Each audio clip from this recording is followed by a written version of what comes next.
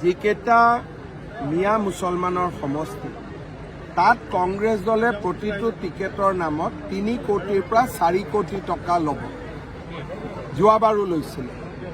আৰু প্ৰাৰ্থীবিলাকৰ পৰা 50,000 টকাকৈ লৈছে যোৱাবাৰ মিত্ৰ দলে প্ৰতিদ্বন্দ্বিতা কৰা সমষ্টিটো এই 50,000 টকাটো লৈ পেলাই ঘূৰাই নিদিলে গতিকে তেওঁলোকৰ গোটেই ব্যৱস্থাটোৱে টকা আৰু পইচাৰ ওপৰত আধাৰিত বিজেপি দলত আবেদনৰ বাবে এটকাও দিব নালাগে মাচুলবিহীন কংগ্ৰেছ দলত দৰদাৰ আৰম্ভ হৈছে কিছুমানে এডভান্সো পে কৰিছে অলৰেডি প্ৰাকৃতিক দৃশ্যৰ মাজত এটি সুন্দৰ দিন পাৰ কৰিবলৈ আপোনাৰো মন যায় নেকি যান্ত্ৰিকতাৰ পৰা আঁতৰি আপুনি এটা শান্ত সমাহিত পৰিৱেশত আনন্দৰ মাজেৰে দিন কটাব বিচাৰে নেকি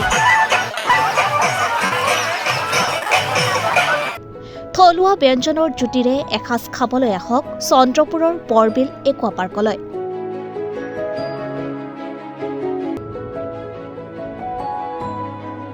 সবিশেষ জানিবলৈ যোগাযোগ কৰক 8486265853 আৰু 9854291598 নম্বৰত